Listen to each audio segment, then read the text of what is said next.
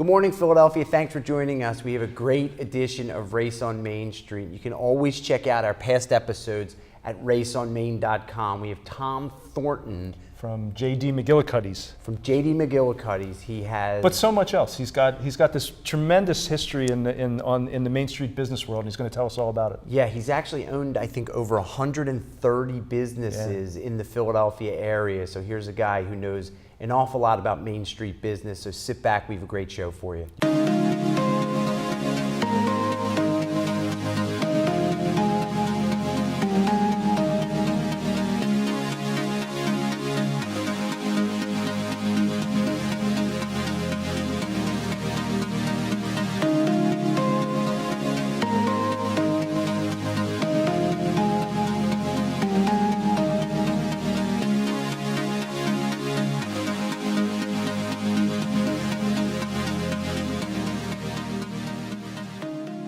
Good morning, Philadelphia, and welcome to a great edition of Race on Main Street. Thanks for joining us.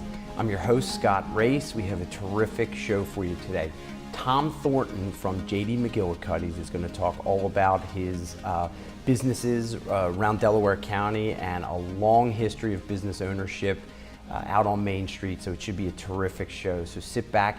I'll introduce my brother and co-host, and you lost your little cue cards that I made fun of the other day. So yeah, well, we have two things. We get that out of the way. So yep. I've decided to wing it, not wing it, but we're going to do it without cards. So we'll see how that works. And also, as I told you before the show, Betsy went to the shore today, so I had to dress myself. So I'm without cufflinks. So hopefully that won't be too distracting for you. Or it actually is a little bit, but it could be like the latest fashion trend. It's like there's like a breeze blowing through here. If I start to see people walking around the city without cufflinks, I'm gonna. Yeah, I'm a trend maker. I'm gonna. I don't know what I'm gonna do. Well, didn't we had somebody who said they were recognized from having, I forget which one of the guests it was that we were talking to, but said that he had been recognized from being, I think it might have been our chocolate guy. Could be. Whose name, now I'm having a senior moment with his name, but from Zittner's. Yeah, he's from Zittner's. So he Evan Prochniak. Yep. So Evan had mentioned to me that he had been recognized. So that's right. You know what? I had met somebody at Lowe's over the last weekend. There you go. And a woman comes around the corner, and she says, "Are you that guy?" So I was shopping, which is not my favorite thing, regardless of where it is. So I had earphones on. So I said, well, it depends, Right. Is it a good thing or a bad thing? I might be right. Yeah, I've been there. So she said, hold on a second. So I said, all right, because you know how I am. I want to see where this is going to go. Right. So she comes, she's like maybe 60. She comes back with her husband, and her husband says, I don't like how you treat the other guy. So now I know what they're talking about. Nice. So nice. Great. I love these people. Yeah. So I don't like how you treat the other guy. I said, I'm the other guy. That's right. So I said, well, what other guy? She goes, the other one, the one that's your brother. I go, well, do you happen to know his name? And he didn't know his name. And so I said, well, you're really defensive of him. You don't even know his name. So, but they were very nice. A good man. A good man shopping. They were looking out for you. So today, what we're going to talk about without cue cards, and it doesn't. I didn't give you the show notes because you don't read them anyway. Not interested. Is the widow from the Berwind Investment Group just donated $22,000 to the Philadelphia Canine Unit to put all the dogs in vests. It's great. I've read an awful lot about that. It's a couple $1,000s to outfit a dog in a vest, but there are. I think they said that there are 9 dogs. And 3 of them, one of the explosive dog, and that's how they characterize it, the explosive dog. That's their job, yep. And the cadaver dogs were not outfitted because they don't patrol. Right, I got you. But the dogs that patrol, they all now have, they're fully outfitted in bulletproof vests, thanks to this woman's charity. And what department was it? I didn't hear. I'm sorry. You said Philadelphia. Oh, the Philadelphia. Yeah, great. The Philadelphia department. So I know that's we always talk about first responders. Yeah. And we always talk about that. So I thought it would be a nice thing to bring up that it's happening right here in Philadelphia. It's fantastic. And a local. Berwind is local. Right. And she stepped up to the plate and made a nice donation. They need them. I mean, when you talk to police officers, which you and I do daily, Sure. And when they refer to their animals, they're their partners. And a lot of times they go home with them at night.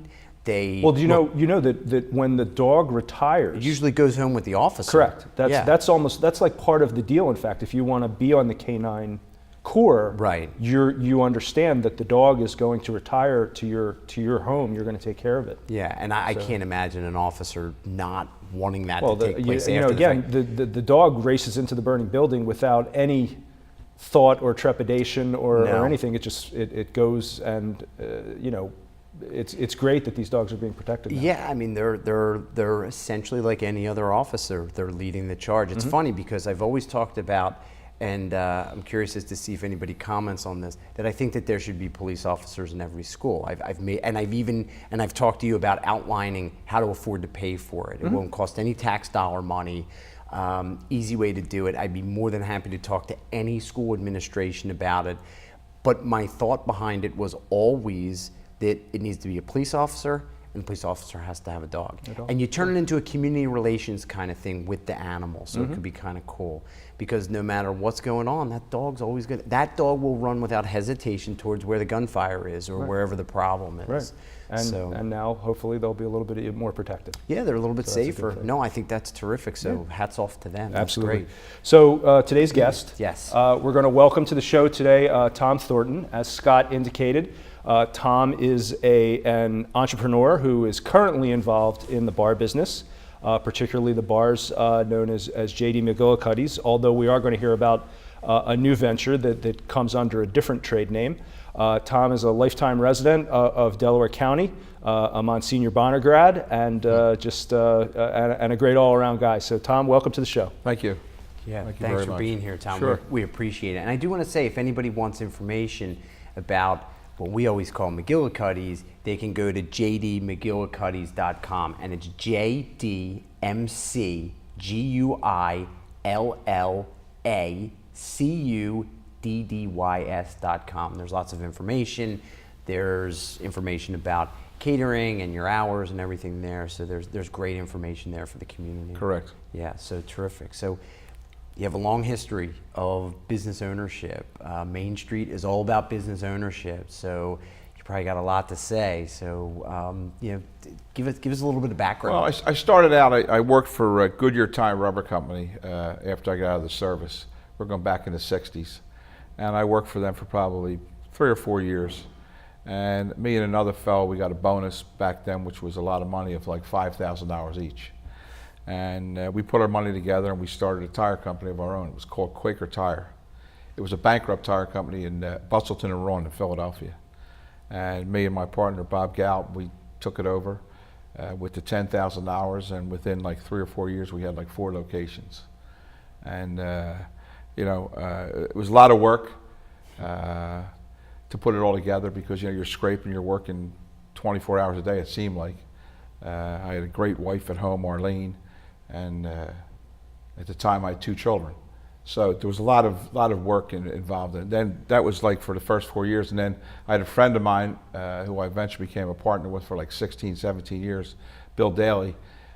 He owns a chain of restaurants right now called Barnaby's. He had came to me and he said, look, I got this movie theater that this guy comes into my restaurant on Brookline Boulevard. It was the movie theater. Yeah. And he said, it was a $1 movie theater. And he said, look, I think we should buy this. So I said, why not? What's one more thing?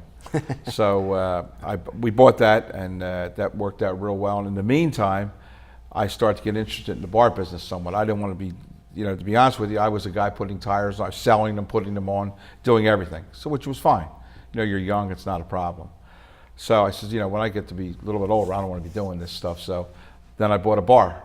So I had 6 operations going at once, in essence. Wow.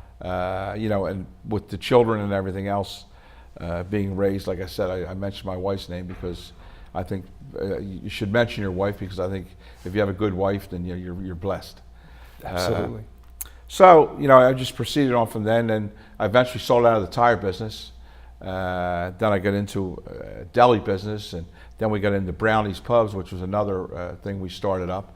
And about 1980 or 81, I'd say, we were in the process of selling businesses. By that time, I'd have a lot of people, doing this, that, the other. They'd come in and they'd say, how do I get a business? And I said, well, let me make some money off of this. So we started a business brokerage business, which was very successful for like 2 years. And then our good friend Jimmy Carter raised the rates to like 20%. So that was it. That business was, because most of the people didn't have money to put, the money was borrowed from the equity within their house. Mm-hmm. You're talking the early 80s. Mm-hmm. And then we would find businesses, and I guess you'd say, well, God, we can buy this for X amount of money. Well, we'd buy them and flip them over. Some of them we would run for a month. We've had businesses where we had a storage business where we bought the property and self-storage came to us, and we just, we walked out making like $100 grand without ever doing anything. So, it was, you learned a lot.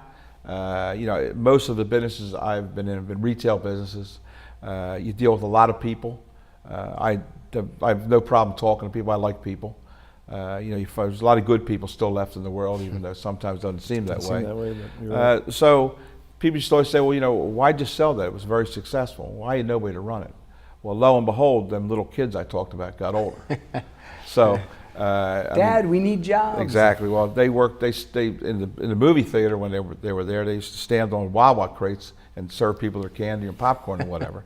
And people liked it and whatever.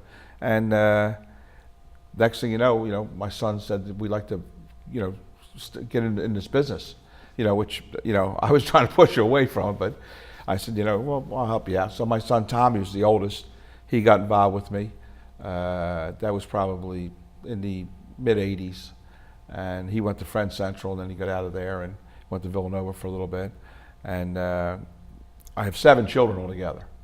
So of the 7 children, the two of them were girls. I had 5 boys and 2 girls. The 2 girls, their husbands work with me now as well. So we've got a nice family that runs the show, mm-hmm. And I just more or less just overlook it somewhat. So if these kids were around when I was younger, I would have kept some of the businesses, because some of them I got rid of were I bought a movie theater over in Waverly Movie Theater over in Vermont Road in Drexel Hill. Sure. There was like 5 stores with it. We turned it into a pizza beer. And we put a bar in the front of McGuillicuddy's, which we sold. And in the back, there was 10,000 square feet in the movie theater. I double-decked it and put public storage in there. Yep. So I got 20,000 square feet out of it. And that worked real well, too. And then somebody came along, they wanted to buy it. So, see ya. My wife always gets on me. She says, I can't believe that you don't care, it doesn't buy. I said, well, look, I'm happy to see people buy them. I make some money out of them and they move on. I just want to see them be successful. Mm-hmm. Yeah. So the place that I have right now, all my children, they all went to college. I made sure they all went to college, which they did. And they run them. They do a real good job. I'm going to say we're more a pub than anything else. Mm-hmm. We serve, we've got, I think some of our meals are some of the best you can find anywhere. We do a lot of catering, a whole lot of catering. We do a lot of catering for Villanova, mm-hmm. St. Joe, LaSalle. We do the Jay Wright Show out of our one location in Wayne. So his winning helped us a little bit. But I know Jay well. He's a good guy. Sure. And Andy Talley, the football coach, they run their show out of our Wayne location as well. Well, there's a lot of information in there. It's I got a lot of questions that I want to. But what I want to find out a little bit more about, because it's the newest, is the new brick oven mm-hmm. pizza place. So there's Sam's Brick Oven Pizza. So again, you take this community of knowledge, these decades of knowledge, and you move down to into the brick oven world of pizza and handcrafted beers, which is very, very popular. So you have Sam's Brick Oven Pizza in Ardmore. Tell us a little bit about that, how that come about, why pizza and handcrafted beers and things like that. What leads you down that path? Well, my son Matthew, he came to me and he said, look, he says, what happened is I got a call. Let me start at the beginning. Please. I was down the shore. Sandy came about. What shore? We got Ocean City, New Jersey. Okay. I'm down the shore. Sandy came along, wiped out my house on the bay. Nice house. Kids loved it, the whole deal. I went down. I tried to get a contractor to work down there. That's like that's like impossible. So I took my son-in-law, who's a very good carpenter, and another fellow that does a lot of work for us, and I brought them down, and we built the house ourselves. We built the whole house. I'm driving home from there. It was like 90 days of nonstop, back and forth, and I ended up being the general contractor. Well, you know, I've built so many places. I've never taken anything from the ground up, which I did, but I built so many other places. I figured, you know, how hard could it be? So, you know, I mean, I learned, you know, probably put about 5 years on in my life, but it was good. It was good, and it turned out great. It's a great spot. It's great for the kids and everything else. I'm driving home, and I had sold this McGuillicuddy's to a group of guys who didn't want to work it in Ardmore, and it fell through. They went under. So I'm driving home. I figured out everything's done. He says, I got this. I'm going to give you the keys back. I don't want to operate it anymore. So what am I going to do? So I said, well, so my son Matthew said, Dad, why don't we make it a brick oven pizza place? In we go. We got the whole place. Buy a brick oven pizza. My son Chris, who's very good in the kitchen, he does a lot of our kitchen work and all. He was, by that time he was doing pizza at another location that we have, which is a pizza place too. It's called Giano's Pizza, right next to one of McGuillicuddy's on Brookline Boulevard. It's one of our businesses as well. So we did know the pizza business. And I go back 30 years ago. I owned a pizza place in Pleasantville, but I can keep going. Over in New Jersey. Yes, yeah. So you know, I said, look, Matt said, this is the trend. This is what's coming in. My son Tommy knows the beer, but the craft beer. I mean, if you ask me to do certain things in the bar, I can't help you out. You know, it's past me. Right. It's been Write past the checks. yeah. So you know, they came up with the idea. We put it all together. The colors, blah blah blah. It's a beautiful place, and knock on wood, it's doing very well. So you know, I mean, we've been fortunate to have good employees. We treat our employees well. You know, and I think that's very important.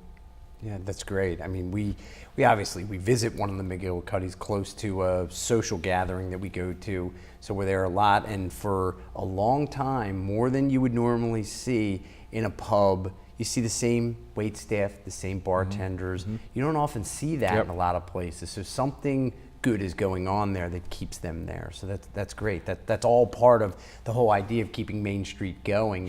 Is good, high quality jobs. It's terrific. Well, people want to come in. They want to see, like you just mentioned, you know, and you know, one of the I always revert back to this. It's one of the first thing I learned when I worked for Goodyear Tire Rubber Company, which was my education. I couldn't go to college. I couldn't afford it because when I came home, my parents. I went to college for a semester, and when I come home, my parents said, you know, how about room and board? And I said, well, I got to do one or the other. You know, and you know, I come from a poor family in West Philly, so you got to do what you got to do. So that was it for me. So, but I made sure all my kids went to school. But you know, that's the way it goes. So it's great. It's what people want to see. Yeah. So I mean, the rich history is just you know, we could talk for, especially being. I mean, we're Delaware County guys, so I mean, I would ask you about Bill Daley and things like that, but. What's the future hold? I mean, you're a guy who doesn't like to sit still, obviously. Well, you know, everybody says, when are you going to retire? And I says, I did. I said, when I was 20, I retired. This is my hobby. But anyway, you know, it's one of those things. I'll never retire fully. I admit that. I enjoy what I do. The key is to cut back some, which I've done. A lot of stuff that would get me mad 15, 20 years ago, I just let it go by. yeah. Because it's 2016 and it's a different thought process. Will there be, and this is a huge Main Street issue, it's a huge small business issue. You seem to have conquered the second generation problem that I was going to bring that up as well. 90% of businesses of this nature have. Can you give some insight? I mean, other than, you know, we're a close family, we get along, that kind of thing. I mean, give some advice out there for people who are getting ready to transition. Look, there's always problems everywhere. But I think that if you can show that you're the leader, that's the key. But you got to stick by your boots. You got to, you know, I treat you the same as I treat you, and I treat you the same. Nobody's any different. Guess what? If the bathroom's got to be cleaned, I'll clean. I had a chef say to me, he says, when we first started with Sam's, I didn't know him. He came to work for us. He says, you know what really impressed me about you? And I said, what's that? I saw you go in and wash the dishes. I said, I never saw that before from an owner. And I said, well, you want to know something? I'm no different than you. I said, we're all the same. We're all in this for the long run. And I taught my kids that way, and thank God they learned. You know, it's not easy, but it's not hard either. You know, I mean, my kids were involved in every athletic event you can think of, and guess who was on the sidelines? Me. I was always there. So there's a respect factor there, I think, number one. Mm-hmm. It keeps it going. And that was funny that you brought that up, because that was something I was going to No, it's huge, and I've heard it from many people. Yeah, it's not easy. No, it's not easy. Yeah, I mean, it's always the second. It seems like it's always, you know, the old man works the hair off his back, creates something that's really worth having, and then the second generation manages to screw it up. Well, I think that you have to make sure that they work from a young age, and my kids work from a young age and got paid. Mm-hmm. No more than anybody else. You know, and I was always fair. If we make money, we all make money. You know, I'm not one of these guys that give me it all. I don't believe in that. You know, hey, I don't need any. I'm fine. You know, they need it because they've got mortgages and whatever. So we spread it around, and and whatever it may be. And they've conquered the hard work theory, which is the key. And guess what? If they get off, if the pole comes off the line, I'm the first guy to say, hey, let's go. You know, I mean, I'm not afraid to holler. I don't care how old they are. Mm-hmm. You know, mm-hmm. But that's and there's a respect factor there. And and I want to jump in. That's a big deal that, as it relates to that second generation, and you hit the nail on the head. You don't have lazy kids. They're kids who are willing to work, and that's where things come off the tracks. Yep. Is that, well, it's always been this way, so it always should, as opposed to someone saying, oh no, it's always been this way because we've all worked hard to make it this way, yep. And you seem to have conquered that. That's really and the other thing too is, we have meetings. That's important. It's important so that everybody's on the same wavelength. Mm-hmm. We have employee meetings, the whole deal. Not as many as we should, but we have them. And it's very, very important. It seems to me that it's if I may, it seems to me a combination of having created a work ethic in that second generation, but also, so many second generations want to come in and say, Dad's all wrong. Right, let's change everything. And it seems that it's more of a stay the course, well, if do what we know. If you notice what I said earlier, my son Matthew said, Dad, I think we should do this. About Sam's. Yeah, so I mean, I'm lucky enough, I was given thank God from God I was given the ability to adjust. So I mean, I will adjust, I'm not a know-it-all, I tell people I learn something every day. Trash man, I walk outside, says you're putting your lids on wrong, hey, all right, I'll put them on, whatever you say. But there's a lot of people that don't get that, And other number one thing is never forget where you came from. Yeah. Absolutely. Yeah. I mean, people. It's funny. I have a friend who they sold the third generation sold the family business to people who had recently come to America, and they said, "Well, these are the hardest working people we've ever seen." And the response was, "Yeah, but wait and see what their kids are like, because that's going to be that's going to be the issue." So in terms of the future, are we looking for? Are there going to be more Sams? Are there going to be more McGuillicuddy's? Where are we headed? That I'm going to basically put on the shoulders of my kids if they want to, whatever they want. I'm pretty much, I'll still help whatever it takes and whatever. But I'm not. At one time, I was always looking for, what's available. And I get calls every day. Right now, I could tell you I have probably, if I want to be in business broker's business, I have 10 listings I have right in my back pocket. People want me to sell their businesses. So, do I want to get involved with them? I really don't. I really don't. Will I be around? Yes. And we'll just. Where can we find you on a deal? Like, which are you at all the different places? No, I hit all of them maybe once every 2 weeks. Luckily, the furthest one out is Wayne. But the other ones are close by that I can get on my bike and ride to them. So, but I'm usually in the one in Upper Darby. That's where I'm usually at, on Westchester Pike. What kind of bike you riding these days? I don't even know what it is. Okay. I think it might be a Schwinn. Oh, I thought we were talking like a Harley. He said No. I thought, a Harley. No. An actual bike. An actual bike. Good for you. That's terrific. That's wonderful. Try to go to the Y 3-4 times a week and try to stay in some kind of shape. Well, in terms of a Main Street success. I mean, I don't think I think It's this may be the winner. fantastic. We can't do better than this. And I actually have an idea for you, which I will talk to you off air about regarding something that closely relates to Sam's. How much is this going to cost me? This is going to cost me a lot of money. So it might, but but nonetheless, That's what we do. It's kind of neat. Yeah. I like being. When I grow up, I want to be him. Yeah, that would be kind of neat. So well, Tom, it's been a pleasure. Thank you for coming. No problem. You'll come back at some point Sure. and give us updates, and Absolutely. we'll just find out more about the rich history, which we really didn't get a chance to talk about. You know what? I mean, and Tom had indicated that he'd been a part of over 130 ownership pieces of businesses around the area. That's a monumental number. Well, you know what? Back in the 80s, when Dad bought that business, it was called Martin O'Neill's. Bill Daly was his business broker. Yeah, I remember. So I wonder if Tom had a part in that. Wait a minute.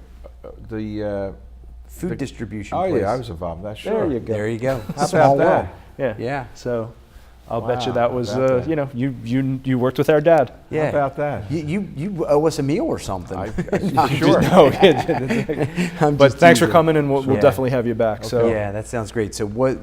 real fast to get us out of here. I know this show's going to air, sometime next year, but I just want to say a fond farewell to Muhammad Ali.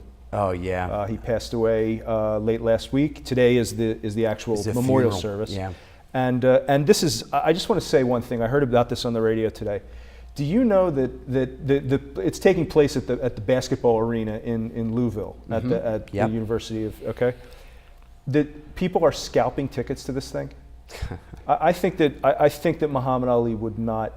Well, let's talk about what a great guy he was. I mean, forget about that. I mean, he was an absolute humanitarian. He was the greatest of all time, and certainly will be missed. Yeah, absolutely, absolutely. So it's a sad passing. And I know he'll be but missed by your son Jake in particular. Loves him. When I told Jake, and he did him for his wax well, that's what I museum. mean. No, I know. He was the living embodiment of Muhammad Ali. Jake was you pressed a button, he told you all about Jake's history. So, but we need to get out of here. So we just want to thank everybody for watching. Don't forget, you can go to jdmcgillicuddy's.com for all their information, and don't forget you can check out all of our past episodes at raceonmain.com. And like we always say, don't forget those first responders. There's an awful lot of them out in Upper Darby who visit a number of the McGuillicuddy's establishments. So thank you to all you guys for your hard work. We appreciate it. Stay safe, and we'll see you out on Main Street, everybody. Thank you.